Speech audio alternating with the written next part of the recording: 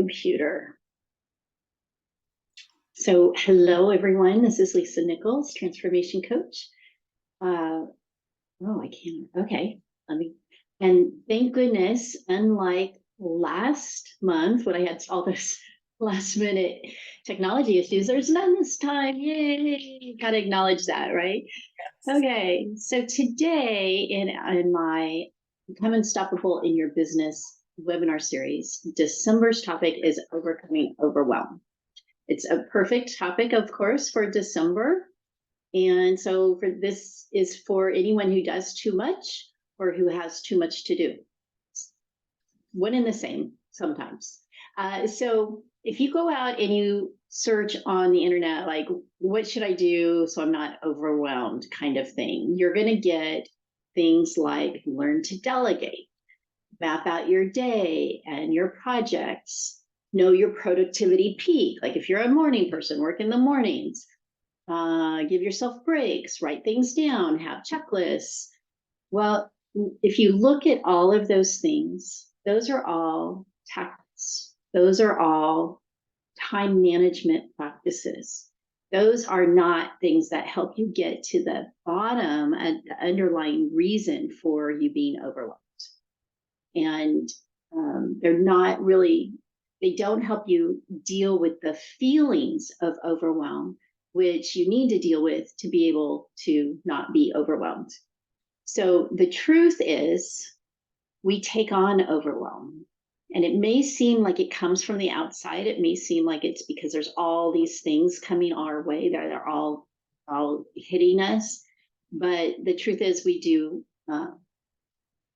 create it for ourselves. So we're going to talk about how we do that. And of course, there are times in our lives when things are busier than others. You know, the holidays is one on a regular basis, but especially if you're going through like a big event in your life, like a marriage or a divorce, or a new baby, or just that time of life when you're in your late 20s to early 40s, when you're building your career, building your home, raising young children, etc. It's a very, very busy time, or whenever that happens for you. But it's how we look at all the things on our plate to do that creates the overwhelm. So let's look at the ways that we kind of create overwhelm and take it on ourselves. So I have 4 different reasons, and you guys may be able to help me come up with more.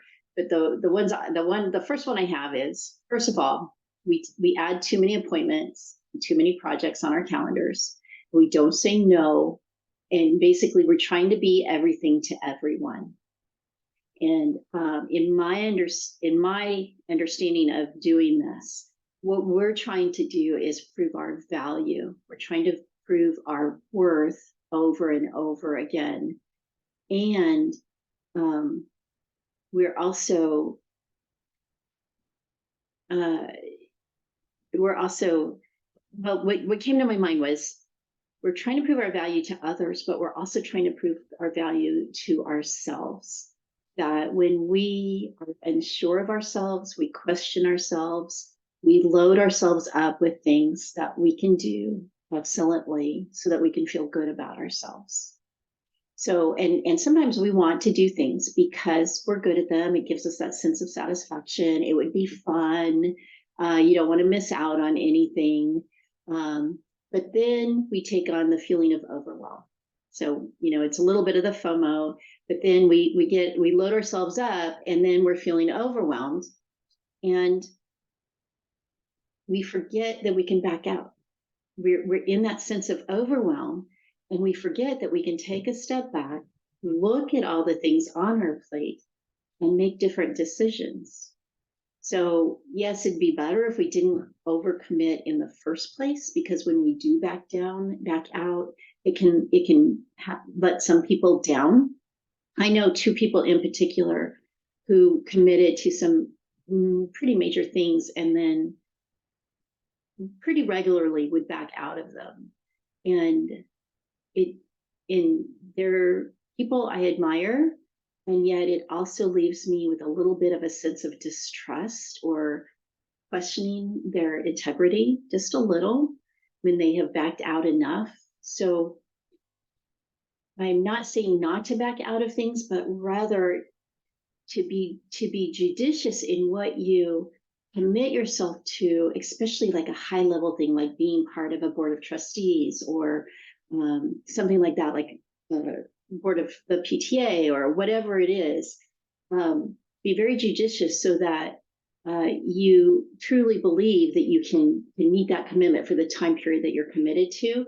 But if you are in the middle of it and you are overwhelmed and there you do need to take some things off your plate, you do get to make a different decision.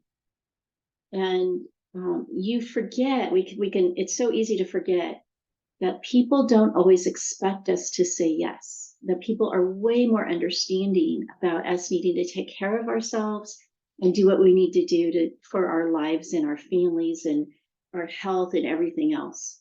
And so um, I think one other reason why sometimes we don't let go of things when we could, or why we overcommit in the first place, is because we get our sense of identity kind of caught up in being of value or being productive.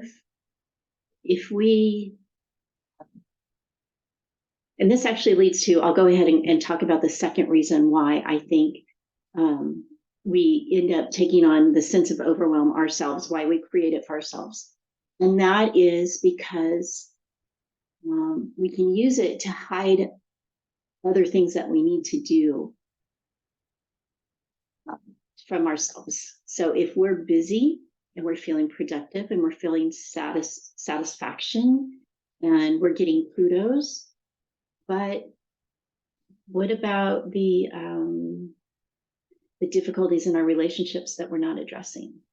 What about the self-growth, the healing of our personal wounds? What about the getting the dreams that we've had that we ignore? What about the interests that we have that we ignore? So sometimes it's just easier to be busy and focused on things that make us feel good and know that we know we can do and that are easy to do, rather than looking at something else in our lives. So I call it busyness as an excuse. So you're busy and you're doing all kinds of great things and people are happy. And like I said, you're getting kudos, maybe you're getting promotions at work, or you're getting new, whatever you're getting out of, awards, whatever. And yet there's other parts of your life that are kind of languishing because it's almost an addiction to this kind of like feeling satisfaction and fulfillment and everything from being busy. So like I said, it's kind of our excuse not to do other things. And there are just certain things in our lives that are just more difficult, and work and children, parenting are two really hard ones.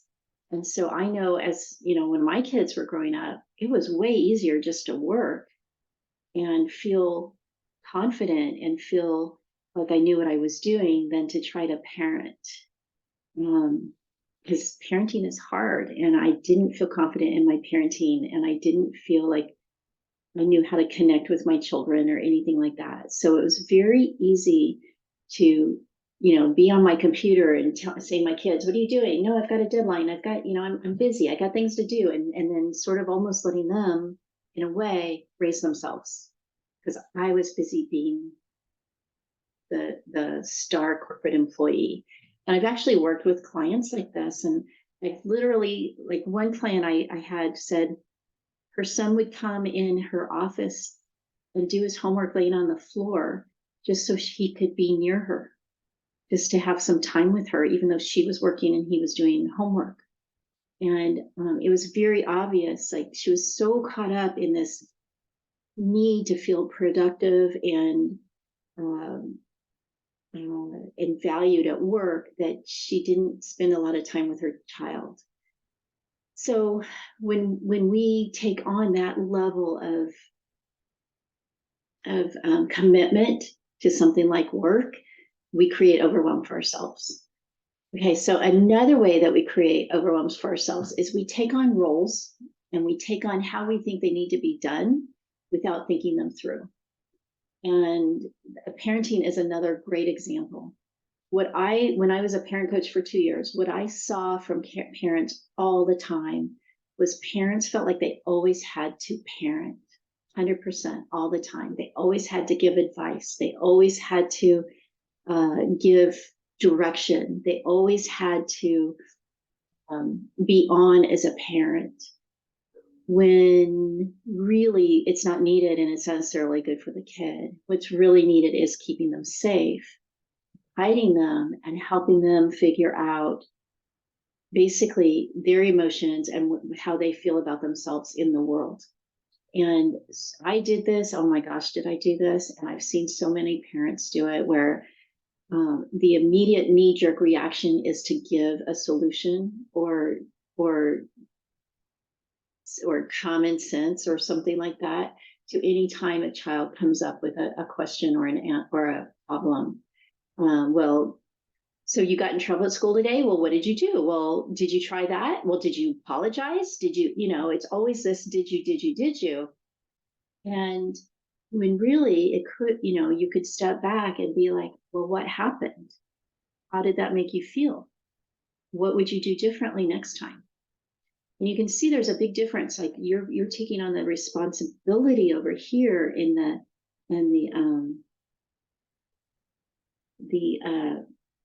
like it's your problem versus allowing their problem to be their problem and allowing them to figure it out.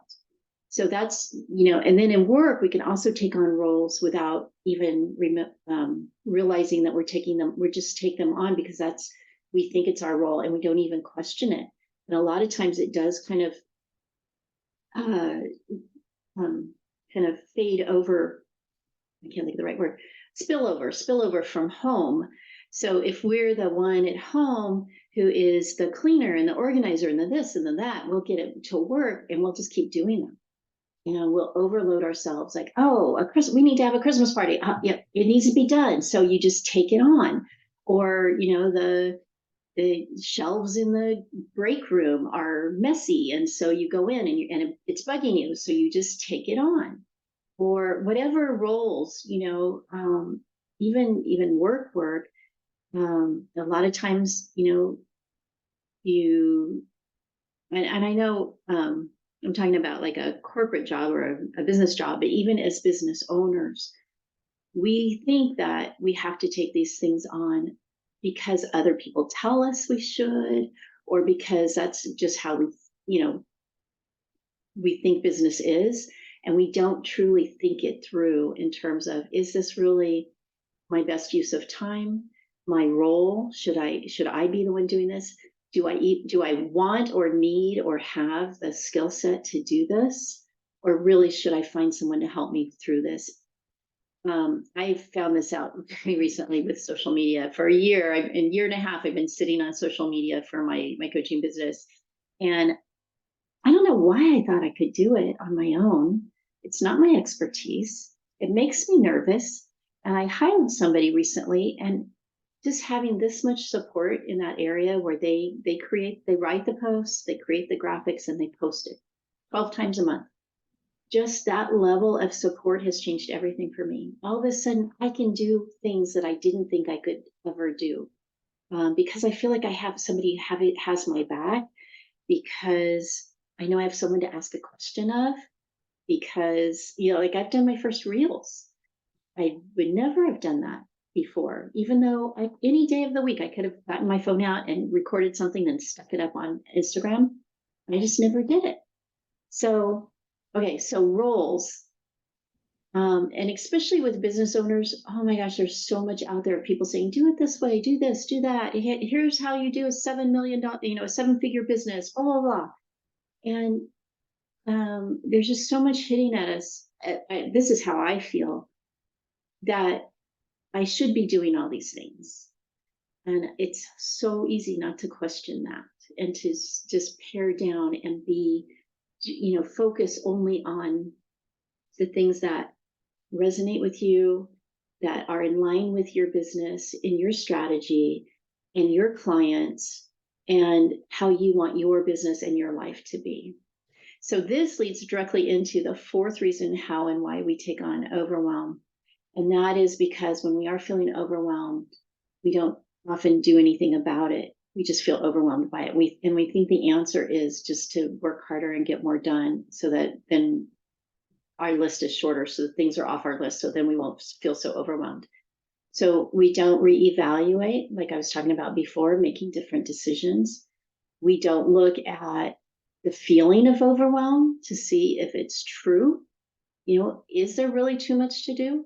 Or am I seeing it as there's urgency, I must do these things, I'm responsible for these things, I can't take a break. Is it the way that we're viewing it, or is it really true that you're in overwhelm? We also don't laugh at ourselves very much. Like we don't um, laugh because, oh, I thought I could do this, and there's no way I could have done this. What in the world was I thinking? Or man, I really thought highly of myself. I thought I could do all this by myself. Whatever. We don't laugh at ourselves. And here's the hard one is we don't make the hard decisions. We really don't want to give up things a lot of times once we say we're going to do something, or once we have a little niggle, oh, I'd like to do this.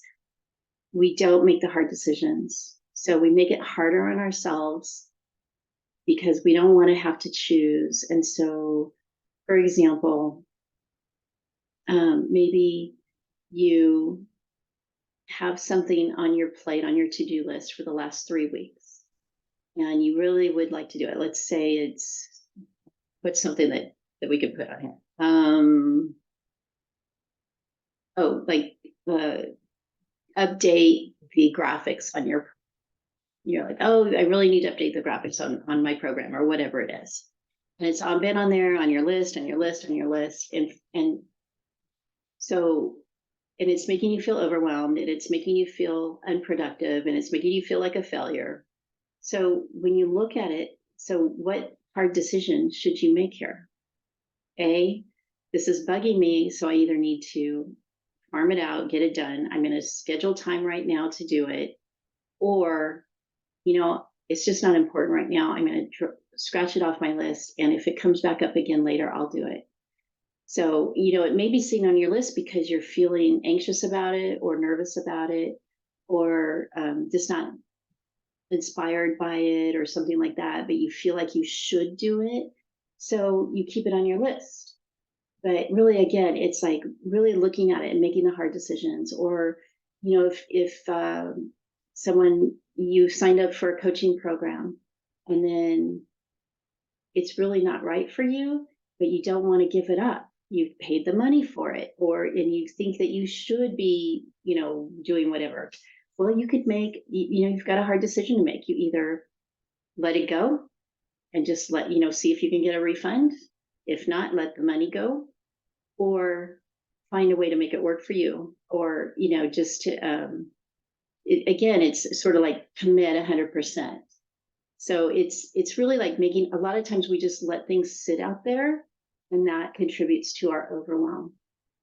So again, I'm just going to kind of recap why I say it's not the number of things that you have to do, or your to-do list, that creates your overwhelm. It's the things that you take on that creates the overwhelm. So you add too much stuff on your calendar, and you're not saying no, and you're trying to be everything to everyone. You take on roles, and the way that you think that they need to be dealt with, without thinking them through and really deciding if those roles are yours to do, or if there's a different way to do them.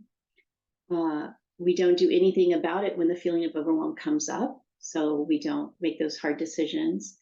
And we use being busy to kind of avoid having to do other things, or deal with other things in our life. A lot of times because being busy makes us feel valued and validated. So when you are feeling overwhelmed, you can use some of these tips to look at what you have on your plate, but also to look at how you're feeling about it. and whether you want to buy into the feeling of overwhelm. You can choose not to. And I know sometimes life is hard, like if you're struggling financially or you're dealing with an ill child, things like that. Well, those are not fun things to deal with. And you have a choice of what you surround yourself with, like what else you take on and how you manage the emotions around those. So I thought we could do tapping on overwhelm, but first, any questions? Any thoughts? I didn't have any questions, but I thought that was fantastic. I thought it was very in-depth and very insightful, and I think it applies to definitely me, but many other people who are feeling, especially this time of year, especially this time of year. I mean, it's just rampant. So very needed. Yeah. Thank you. Yeah. Well, and I was telling you earlier that I've just decided I'm not going to get a tree this year. And that is what I need to do for myself this year. And I've had a couple of people be like, "Oh no, like it's the worst thing in the world." I'm like, "I'm perfectly happy about it." Um, and it just it's one thing that I don't want on my list of things to do this year. I have other things that I'm excited about doing that I want to do. And that's just a choice I'm making, even though there's like some social pressure to get a tree, a Christmas tree. Yeah. So, yeah, exactly. I And, decided no Christmas cards this year. Like that was just the thing that it just pushes me over the edge for whatever reason. Nothing else. I look forward to, unlike you maybe, I look forward to the tree and all of the fanfare around decorating and stuff. Like it's one of my favorite things. But Christmas cards always just felt like an obligation. And I love receiving them because I love looking at pictures of other people and hearing about their year or whatever. But I can't stand sending them, like even making them online and then sending them. It's just massive hassle to me. So I just opted out and it feels way better. that's great. And yeah, doesn't your whole month just feel It feels way lighter? Because freer. just Yeah. one choice. Yeah. One little thing. Yeah. Don't have to worry about. Feels really good. That's awesome. Yeah. Well, I thought I would do some tapping. Yes. Okay. So let's do some tapping. If anyone watches this later and you've never done tapping before, you can just learn it by following along. And the first time or so, I'll tell you that. Well, I'll go ahead and go through the tapping points just because there's a couple that I'd like to explain. The first one is always the side of the hand when we do our setup statement. Then we go to the top of the head. It's the top of the eye, which is on the eyebrow, right next to the nose. The side of the eye on the bone there, under the eye, under the nose, the crease of the chin, just below the collarbone, the bottom of the rib. So you won't be able to see me doing that. And you'll see my arm lifted up. It's under the arm, about 3 to 4 inches below the armpit, the back of the hand below the joint with the back of the wrist below the joint with the hand, the top of the wrist, and then we go back to the top of the head. Different EFT practitioners do it differently, but this is my way. Luckily, tapping is pretty darn flexible. So, and if you haven't ever done EFT tapping before, it's just this magic tool helping to. Amy and I were actually talking about what is it? Integrating trauma. I love that. But it's also a great way to let go of emotional charges or emotional triggers, thought patterns or thought habits, and underlying beliefs, like under core beliefs that are not supportive of us. So, okay, so let's start tapping. Just follow along with me, and I'll pause after each thing I say so that you can repeat it. And then that's all I. Oh, on a scale of 0 to 10, with 0 being no intensity and 10 being high intensity, how would you put your sense of overwhelm right now? And just your best guess. And what we're going to do is we're going to tap and we're going to try to lower that number. So let's say you start with an 8. And after tapping, we get to a 4. So, and then if you keep tapping, you can eventually get down to 0. So that's the whole goal of tapping, get down to 0. Okay, so let's get started with our setup statement, which always starts with even though. So even though I sometimes feel really overwhelmed, and I I didn't write my setup statement, so I have everything else written out. So, and it can cause me a lot of stress. I deeply love and completely accept myself. Let's go to the top of the head. I always have too much to do. Top of the eye. I have so many things on my plate all the time. Side of the eye. I feel so responsible about all of it. Under the eye. I can't let anything fall between the cracks. Under the nose. I have to get it all done. On the chin. I'm responsible for it. On the collarbone. If I say I'm going to do something, I have to do it. Bottom of the ribs. There's no backing out. Under the arm. If I don't get everything done, I beat myself up. Top of the wrist. I feel like a loser. Bottom of the wrist. I must be responsible and complete all tasks. Top of the head. Or people judge me. Top of the eye. They'll think I have no value. Side of the eye. They'll know the truth about me. Under the eye. Excuse me. If I don't get everything done, I judge me. Under the nose. I have a hard time saying no. On the chin. I want others to like and value me. On the collarbone. So I take on whatever needs to be done. Bottom of the ribs. I'm good at getting things done, so why shouldn't I? Under the arm. But sometimes I have so much to do, I don't even know where to start.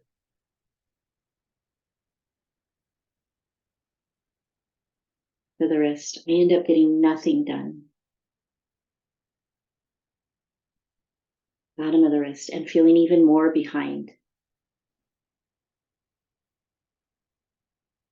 Top of the head. I am so busy, I fail to get to the important things.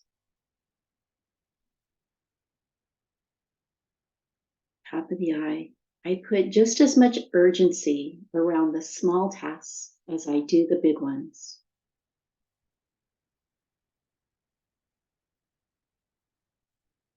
Side of the eye. But being busy doesn't mean I'm being productive.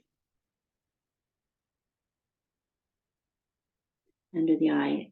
Or that I'm using my time for the best use.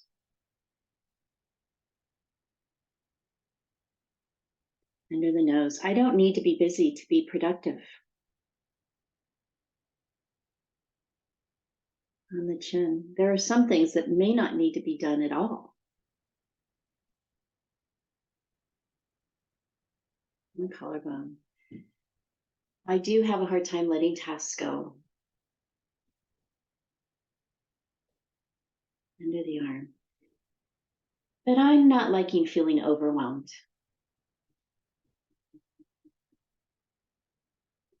Under the arm. Even though I feel responsible for everything, it doesn't mean that I am.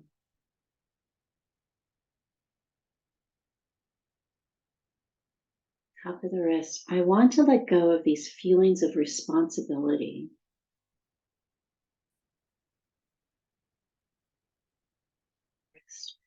I have a choice in what I decide to do or not do.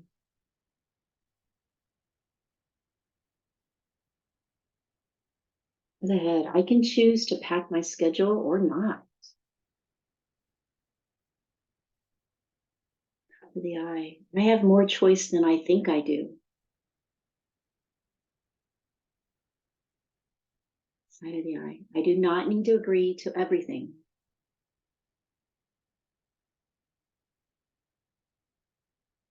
Under the eye. I don't always feel like I have a choice.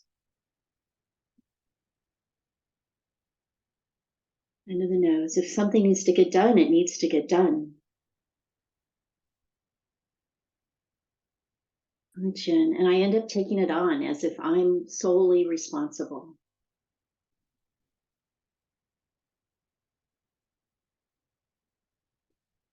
On the collarbone. This doesn't always serve the people in my life.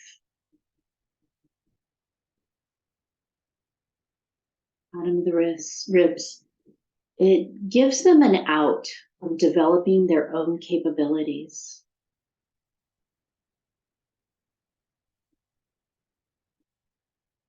Under the arm, it teaches them to rely on someone else and not themselves. Top of the wrist. I assume I can't say no to them. Bottom of the wrist. But is this true? Top of the head. Others may not even care if I say no or decide not to do something.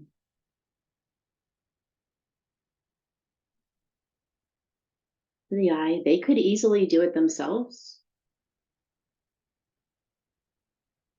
Side of the eye, they could find someone else to do it. Under the eye, they could find another solution. Under the nose, or they could find it just didn't need to be done. On the chin, I can learn to say no. Collarbone, especially if my gut is telling me to say no. Bottom of the ribs, I can build my no muscle. Under the arm, I can negotiate timelines. I can ask for something to be taken off my plate.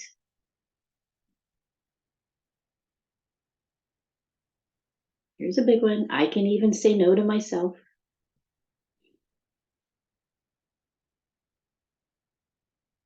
Bottom of the wrist. I have permission not to book my plate overly full.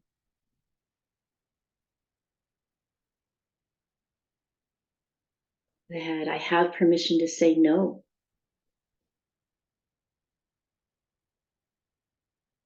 I have permission to evaluate the feeling of overwhelm. Side of the eye. I am not what I do, and I do not need to prove myself.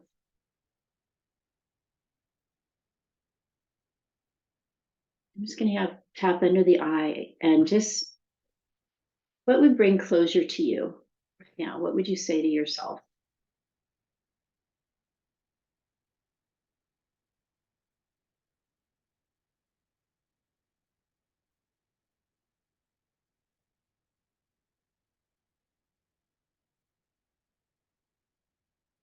Okay, so let's stop tapping there. It kind of did a whole kind of mismatch on all the different things that we talked about earlier.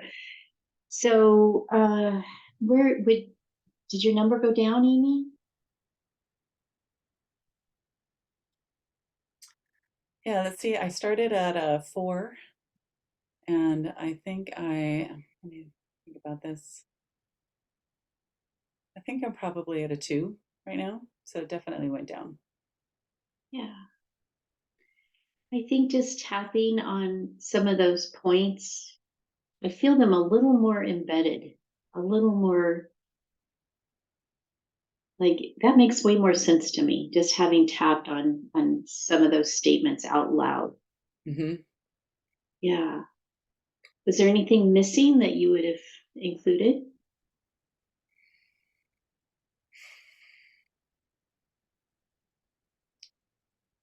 I don't think so. Okay. I So don't I'm think just wondering, you have the two there. And what's the two? Oh, what is my two?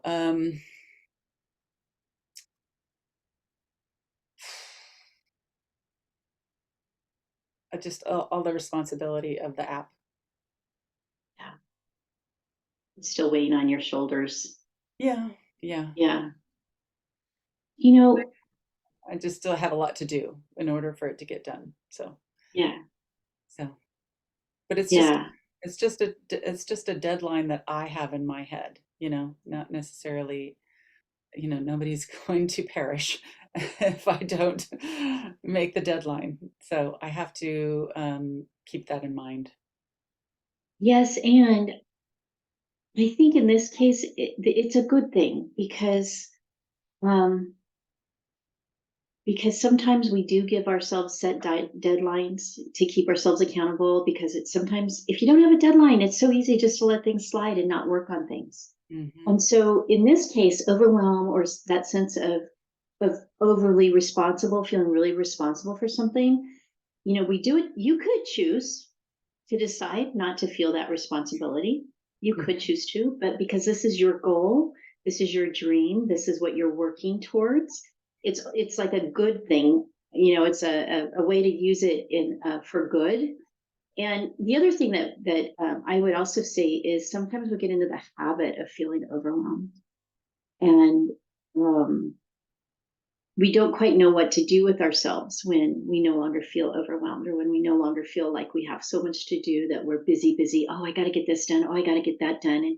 And I know even sometimes for me, oh, I used to have it, especially when I was a project manager. And once my project was done, I would have a project hangover. I'd get depressed.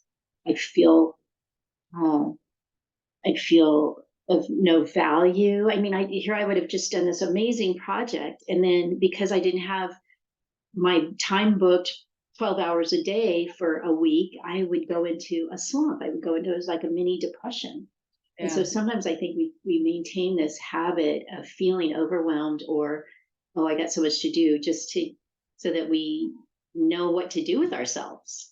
Yeah. And I think in a certain sense too, it's like a badge of honor. Like if we're not busy, then we're not in demand.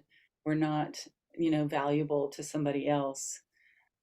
So it is kind of a badge of honor in a way to kind of pat ourselves on the back and feel important in a way. Yeah. Yeah. Needed. Yes, needed. Which, yeah, we all need to be needed. Hmm. Uh, it's just when the sense of overwhelm is too constant, too pervasive.